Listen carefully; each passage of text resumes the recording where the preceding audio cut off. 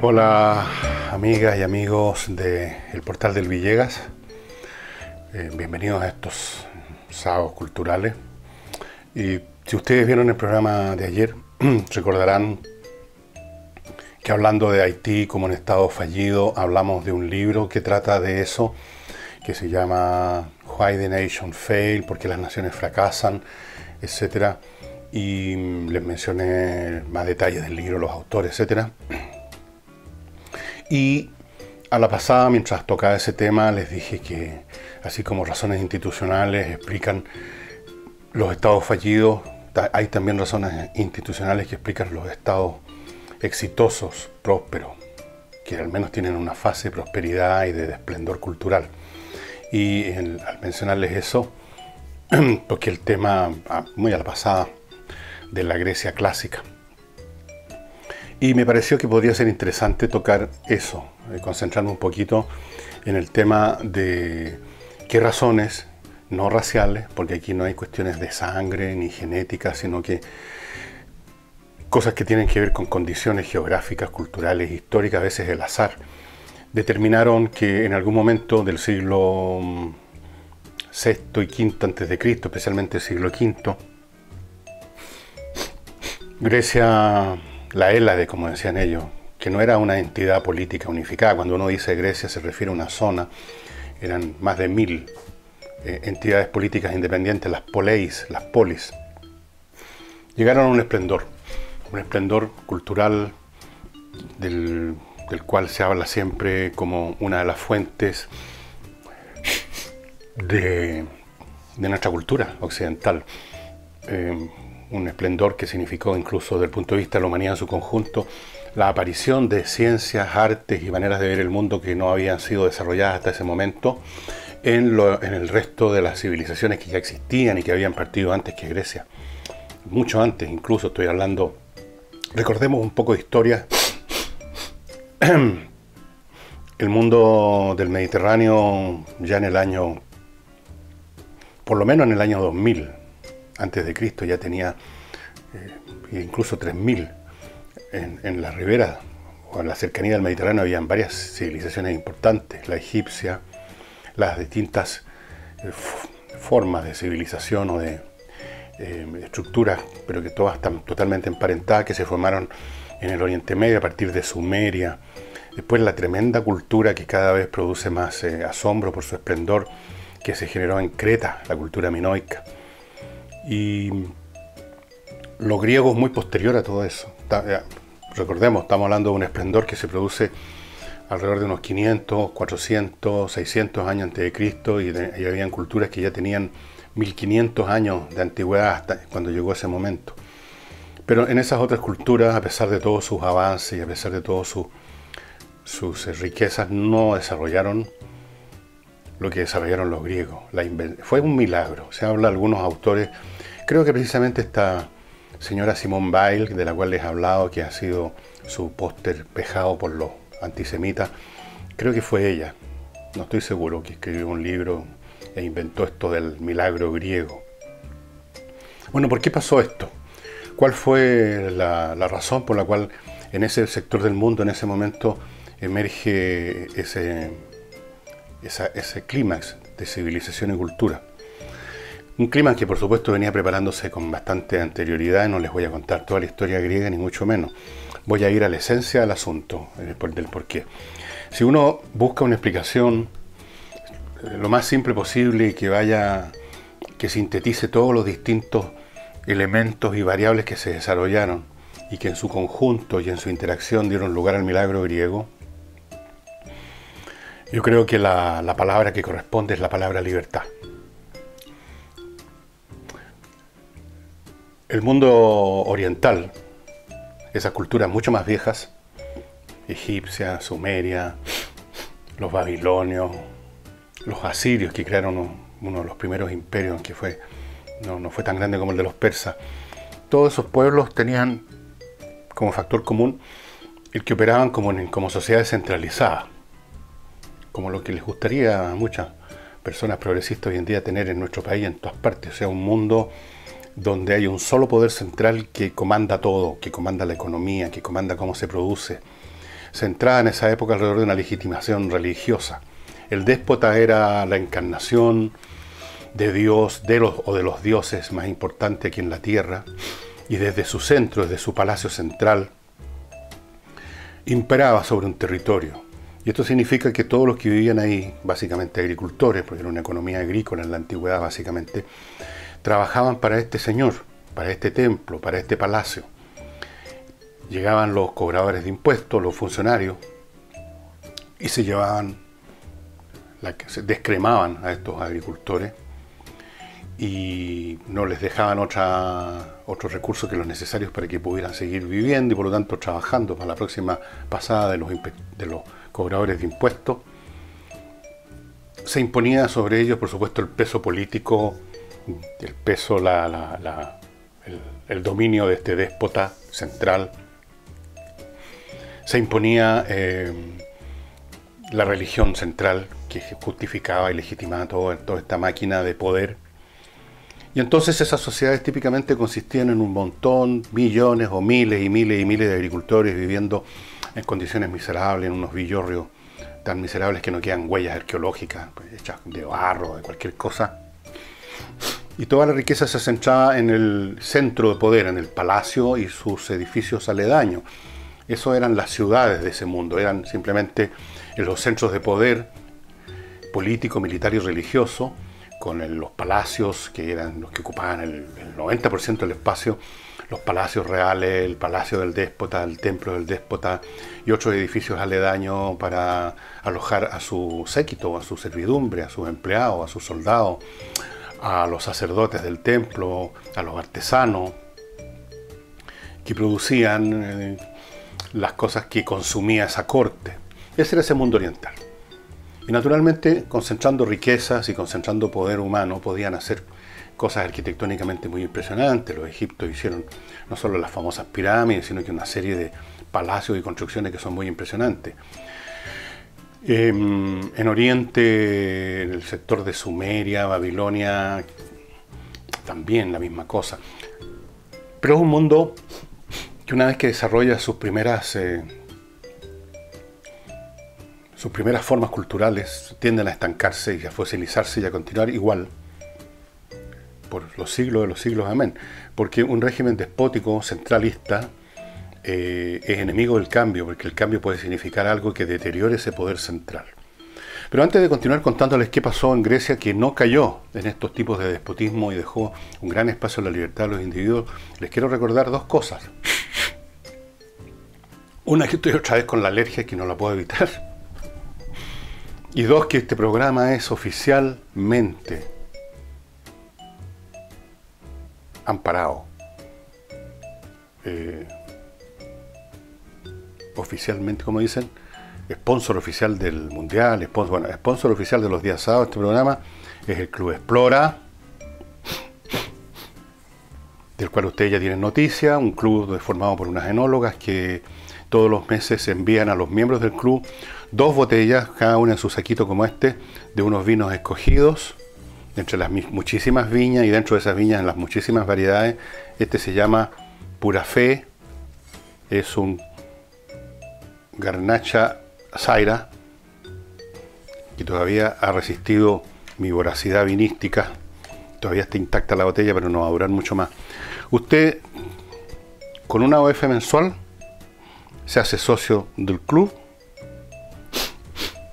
y todos los meses recibe 2 botellas distintas entre sí, y distintas las del mes anterior y distintas las del mes próximo, con vinos escogidos y exquisitos. O sea, usted tiene la oportunidad de hacer eso que todos los amantes del vino hacemos de vez en cuando, que es probar algo diferente, con la garantía además que estos son vinos, no es una apuesta, como cuando uno va a una botillería en un barrio o en un pueblo chico y ve una botella polvorienta y dice, a lo mejor este vino es rico, y uno la compra y se le pega un tremendo ensarte.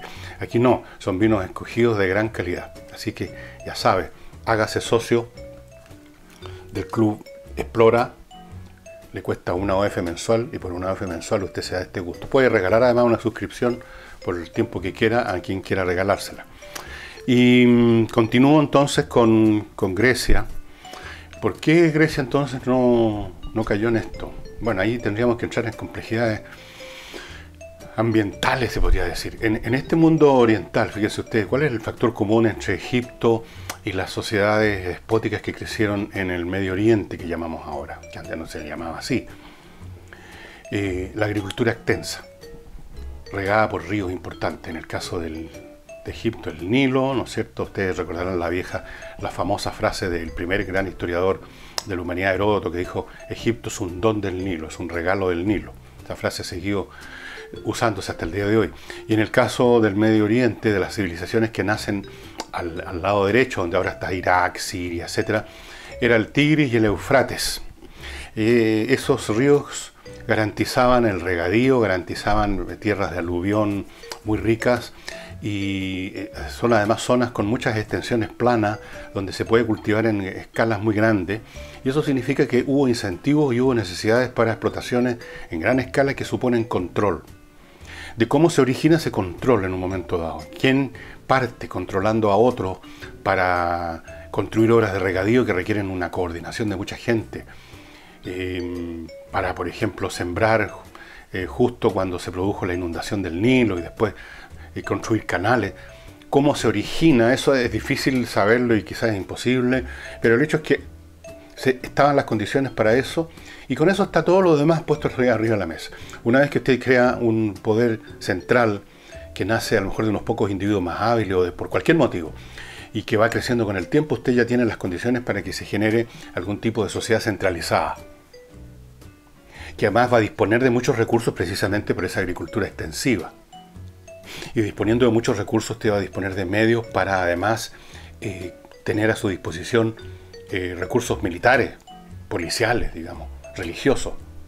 Entonces una cosa trae a la otra y se van a generar ahí, como se generaron, sociedades de control central. En Grecia eso es imposible por el territorio. La geografía griega, hasta el día de hoy, por supuesto, no da para eso. Es una zona muy montañosa, con valles, los pocos valles que hay son minúsculos, hay poca tierra de calidad para la agricultura. Grecia estaba condenada a la pobreza, esa es una frase ya que decían los antiguos, que Grecia era pobre, que la Hélade era pobre. Y cuando usted tiene eso, la única forma de subsistir desde el punto de vista agrícola, ya que no hay territorios, ni hay ríos, ni nada que permita una agricultura extensiva, es el cultivo individual, o a lo más de personas que forman parte de una tribu, pero que de todas formas cultivan individualmente en sus propias parcelitas. Y tal vez haya distribuciones o redistribuciones dentro de la tribu, pero no hay un poder central, porque no es posible que nadie controle una parcelita. Nadie puede acumular suficientes recursos para imponer a lo largo de los siglos un poder central que domine a los demás y termine construyendo una sociedad de control central, despótica, alguna forma de despotismo oriental. Y eso entonces genera una sociedad donde, aunque hay diferencias, porque en Grecia se desarrollaron diferencias de riqueza, evidentemente, siempre ocurre en toda sociedad, que hay tipos que son, o tienen más suerte, o les tocó un mejor terreno, o trabajaron mejor, o eran más inteligentes, o eran más disciplinados, y se van generando lentamente diferencias que derivan, muchas de ellas del azar, otras derivan de las capacidades personales, que son muy distintas entre los seres humanos. Y se generó una aristocracia eventualmente en este mundo griego, pero esa aristocracia nunca tuvo poder suficiente para imponerle nada a nadie, y además era una aristocracia, no un individuo, sino que un grupo de individuos. Eso genera una diferencia enorme. Fuera de eso, el mundo de griego, el mundo de la Hélade, si ustedes ven el mapa, tuvo la fortuna de estar a la distancia precisa de estos despotismos orientales como para no caer bajo su dominio. Recuerden que el Oriente intentó dominar Grecia en las guerras, las llamadas guerras médicas. Recuerden ustedes a principios del siglo V, cuando los persas tratan de invadir Grecia y se les oponen ahí, etcétera, etcétera, etcétera. Estaba a la distancia correcta. Esto es como los planetas que dicen los astrónomos que están a la distancia correcta de su Sol, de su estrella, para dar vida. Si está muy cerca, el planeta está quemado, digamos, así no puede dar vida. Si está muy lejos, un planeta helado, tampoco puede dar vida. Estar a la distancia correcta, como está la Tierra del Sol, como quizás estuvo Marte probablemente en el pasado, permite la vida. Grecia estaba a la distancia correcta de Egipto, del imperio asirio que se formó más o menos entre el siglo VIII y VII a.C.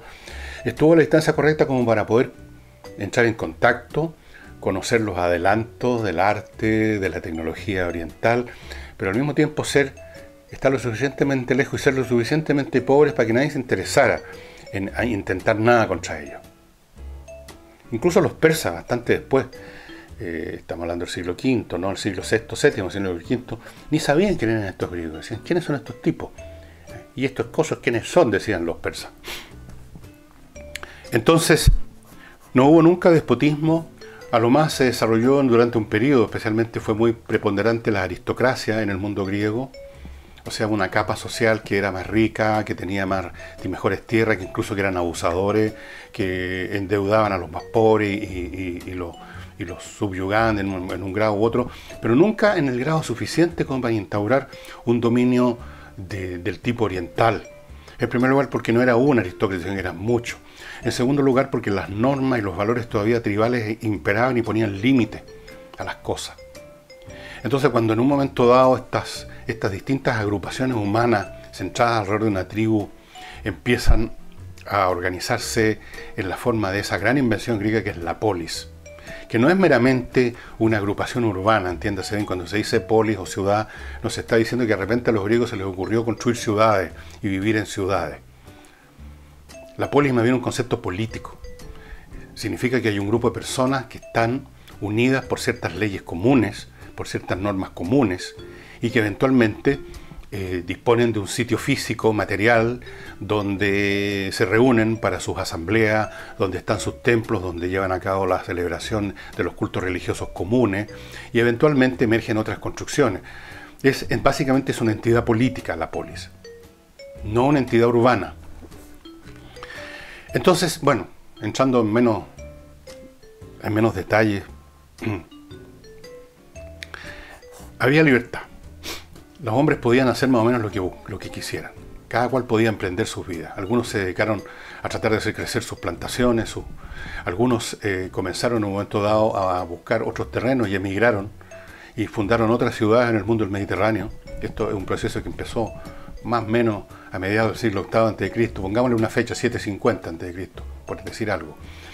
Empezaron a irse, en parte quizás no está claro esto que haya habido una presión demográfica tan grande como algunos han planteado, pero sí había una cosa que es natural en todas las sociedades y en todos los seres humanos de cualquier, y es el afán de enriquecerse, de tener más bienes, de vivir mejor, de darse más gusto. Ojo, no se confunda el afán de riqueza con el afán de lucro, son cosas muy diferentes. El afán de riqueza tiene que ver con el placer de tener más cosas. El afán de lucro tiene que ver con el afán de optimizar el uso de un capital. Son cosas muy distintas, algunos las confunden y hablan de que ya en Grecia había capitalismo. No tiene nada que ver. Entonces, cuando uno vive en una sociedad donde tiene libertad para moverse, donde nadie le está poniendo la pata encima, donde no viene un inspector de la Corte Central a llevarse prácticamente todo lo que hemos producido, no es imposible, sino que es bastante factible que la gente quiera aventurar. Algunos se convirtieron en mercenarios, por ejemplo, y hay nombres de mercenarios que pusieron, así como hay gente que pone su nombre en un muro, pusieron en alguna pirámide o en alguna parte listas de soldados griegos que fueron a servir a algún faraón. Otros tuvieron incluso en Asiria, mercenarios. Otros se dedicaron al comercio, se embarcaron y partieron a los anchos mares del Mediterráneo. Y otros se juntaban y decían, vamos a fundar una ciudad en otro lado, donde vamos a tener más tierra, donde vamos a poder enriquecernos, y así lo hicieron. Y el Mediterráneo se pobló de polis griegas, especialmente en Sicilia, en el sur de Italia, pero también en el sur de Francia. Aquí hubo menos. Marsella, por ejemplo, una ciudad que se originó en una colonia griega que se llamaba Marsilia. En el norte de África hubo unas pocas, pero muy pocas. En el Mar Negro, en las orillas del Mar Negro, en la parte que da lo que antes se llamaba Tracia, que ahora es Macedonia, en lo que ahora es Ucrania, o sea, en el norte del Mar Negro, en las costas de Asia Menor, que ahora es Turquía, se expandieron muchísimas. Y cuando usted junta estos dos factores, libertad para hacer lo que uno crea, conveniente para enriquecerse, o para aventurar, para conocer nuevos mundos. Y cuando uno se enriquece no solamente de objetos materiales, sino que se enriquece con ideas, porque uno intercambia con otras personas, conoce otros mundos. Se dan todas las condiciones para esa explosión que es de cultura, de civilización del siglo V y el siglo VI también, a finales del siglo VI, pero que se venía preparando de antes ya. Esto ha sido estudiado con mucho detalle por algunos historiadores que ya les voy a dar los datos. Y es una historia muy interesante, porque ahí uno ve lo que se vería después en otras etapas de la historia humana, por ejemplo en el mundo de la Italia del llamado Renacimiento, que hombres libres, y mujeres, permítanme agregar para ponerme al día, hombres y mujeres libres, pero sobre todo en esa época ahora, porque las mujeres estaban bastante más subordinadas, son capaces, cuando buscan su propia conveniencia, no solo de enriquecerse, sino que de enriquecer a la sociedad en su conjunto. Porque el tipo que quiere enriquecerse, que quiere usar sus recursos que ha obtenido, por ejemplo, en un buen viaje comercial, vuelve a sus polis de origen y quiere vivir mejor, y entonces tiene que contratar los servicios de un artesano, que le va a hacer unas preciosas ánforas o cráteras para tomar vino. Quiere joyas para su mujer. Entonces el artesano va a tener trabajo y quizás también se va a poder enriquecer. Y van a estar los tipos que navegan, los marinos o marineros. Y van a darse una cosa tras la otra, porque uno no se puede enriquecer solo. Además no tiene sentido, uno se quería enriquecer en esa época. Hasta el día de hoy también hay mucho de eso, por una cuestión de prestigio. O sea, uno no se enriquece como Robinson Crusoe solo en una isla.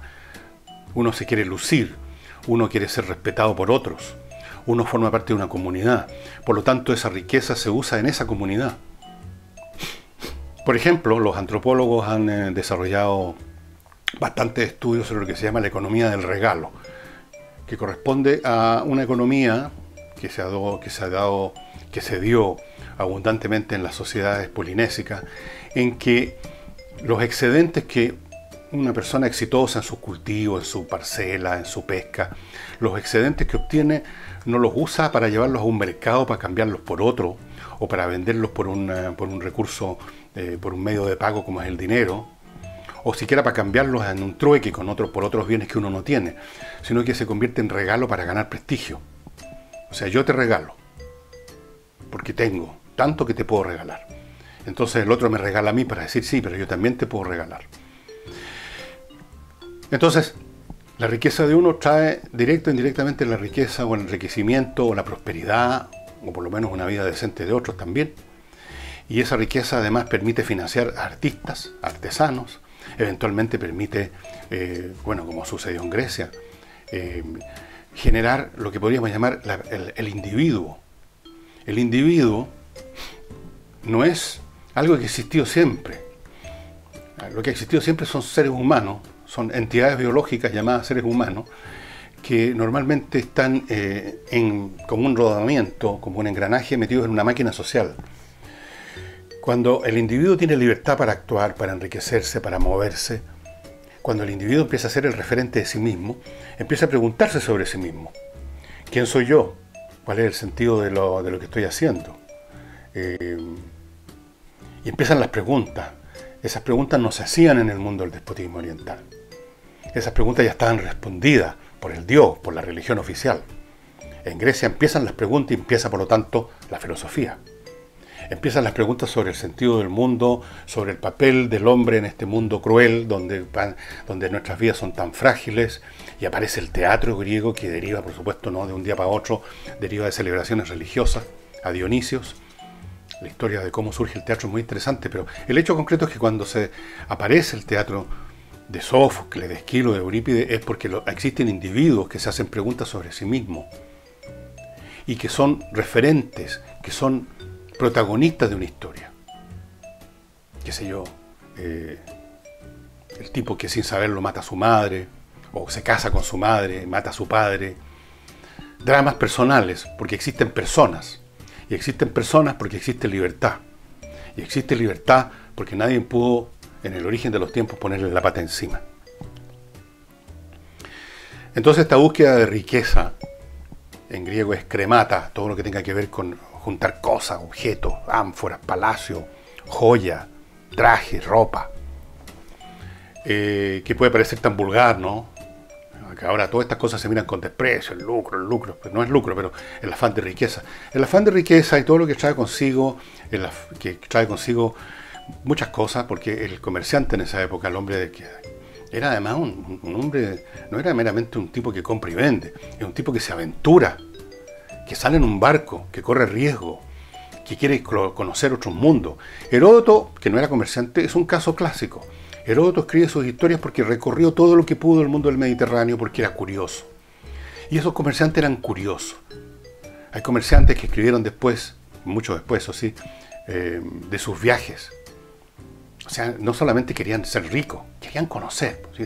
Los seres humanos no son unos robots que hacen solamente una cosa. El hombre económico, el homos economicus, es una invención de los economistas, pero nunca ha existido el hombre económico.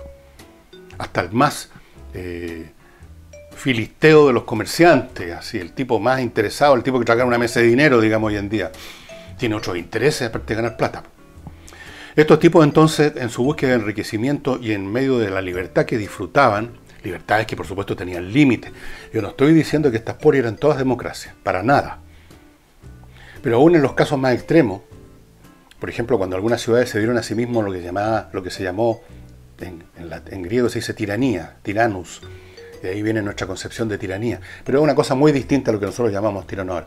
Era cuando los conflictos eran tan agudos dentro de una polis, entre los distintos segmentos, ahora dirían clases, pero no eran clases realmente, que finalmente se decidía o se imponía alguien que con algunos recursos de mercenarios imponía a la sociedad un determinado orden para terminar con los conflictos.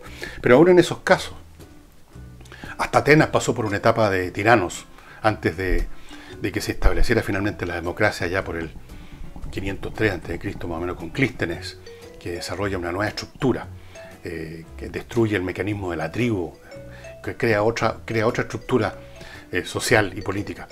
Pero incluso durante el gobierno de los tiranos en Atenas o en otros lados, los ciudadanos contaban con muchas libertades. O sea, no había aquí una policía así secreta, ni habían cámaras de torturas para ni andaban los soplones. La tiranía era una cosa completamente distinta a la que nosotros concebimos ahora, y la gente podía moverse como quisiera, hacer comercio como quisiera, dedicarse a lo que quisiera, y por lo tanto todavía aún en esos regímenes habían muchos espacios de libertad, muchos espacios para el enriquecimiento. De hecho, muchos de estos tiranos fueron muy productivos en el sentido de que facilitaron el crecimiento económico de las ciudades en las que ellos fueron tiranos. Todas estas historias están, si a ustedes les interesan, les voy a mostrar ahora solo 3 cosas. Este libro, The Rise and Fall of Classical Greece, de este señor Josiah Ober, es una obra muy moderna, muy actual, y analiza precisamente con muchos datos. Este es un libro de historia con muchísimos cuadros y análisis matemáticos, estadísticos, que muestra precisamente hasta qué punto el esplendor griego tuvo que ver con esta libertad, con este enriquecimiento, con el comercio, con todas estas condiciones económicas que hacen posible, y estas condiciones de libertad que hacen posible el florecimiento cultural. Es un libro súper interesante. Este está disponible, por supuesto, en Amazon. Después este que estoy leyendo, ustedes ven que lo tengo marcadito. Este libro, El crecimiento económico y social de la Grecia temprana, entre el 800 y el 500 a.C., Before Christ. Este señor Chester G. Starr fue uno de los grandes historiadores clásicos de Estados Unidos, ya falleció hace unos años. Se le considera el decano de la historia clásica en Estados Unidos, y es realmente un hombre muy creativo. Tiene una manera... Este hombre escribió en los años 50, 60, estos libros no son tan actuales, pero esto no significa nada. Estos libros están totalmente vigentes, tiene una mirada completamente distinta, pero hace el mismo punto, o uno muy parecido al de este señor, con otros argumentos, con otras lógicas. Y entre paréntesis, este es uno de esos libros que les contaba que se compran en AB Books, que son libros que vienen de bibliotecas. Por ejemplo, este que tengo en mis manos fue desechado. Vean ustedes, ahí está. Esto pertenecía a la comunidad del colegio de Mohave, a la biblioteca. Como ustedes ven, nadie nunca lo pidió prestado. ¿Se fijan que está vacía esta cosa? Y entonces este libro fue, en algún momento lo dieron de baja y fue a dar a AB Books y ahí lo compré yo por más o menos. Este libro está todavía. Si usted va a AB Books, con dos B largas, o sea, AB y luego Books, y hay dos B largas pegaditas, usted va a encontrar, tuve que ir comprobándolo, así que está a $4. $4 más el envío, o sea, pongámosle a salir $15, 10 lucas, un libro estupendo. Y si usted quiere conocer un poco más, no solo de este periodo de esplendor de Grecia, sino que cuáles fueron las fases previas que fueron preparando, porque no salió de la nada, esta libertad, esta riqueza, este espíritu emprendedor, estos griegos que viajaban por el Mediterráneo, que organizaban y fundaban nuevas ciudades, que de repente aparecían como mercenarios en Egipto y de repente aparecían con sus barcos de carga comerciales en los puertos fenicios, estos griegos que estaban por todos lados, con su cultura que atrajo a tanta gente, incluso a pueblos con una cultura tan intensa y tan particular como los judíos. Hubo un gran sector de la sociedad judía que fue conquistada por el espíritu helénico y hubo una verdadera guerra cultural dentro de Judea entre los macabeos y otros, bueno, pero esa es otra historia, por lo atractivo que era esta cultura. Si usted quiere conocer más, le voy a recomendar, pero esto sale un poco más caro, ¿sí? Esta caja con 4 tomos que corresponden a lo que llama él la época lírica, o sea, los principios siempre son líricos en una sociedad. La época clásica, que es este periodo, la época de las guerras persas, que empiezan, ustedes saben, cuando en el año 490 a.C., cuando los persas desembarcan y son derrotados por los atenienses y los soldados de Platea en Platea. Y luego viene en 480 otro intento, que también falla, a Dios gracias, porque si no la historia del mundo habría sido distinta. Y la historia, la época helenística, que es ya el periodo más tardío, cuando las ciudades griegas han dejado de ser entidades políticas autónomas y se han convertido, de ser entidades políticas, se han convertido en municipios, bajo el dominio de los reinos helenísticos que sucedieron a Alejandro el Grande. Estamos hablando ya del siglo IV. Estamos hablando del siglo IV, finales del siglo IV. Y luego viene el siglo III. Las ciudades griegas siguieron existiendo, hubo todavía desarrollos culturales muy importantes en el periodo helenístico, pero ya era otra cosa. Era otra cosa. Ahora el periodo helenístico en sí mismo es súper interesante desde el punto de vista sobre todo de las ciencias que se desarrollaron en Alejandría.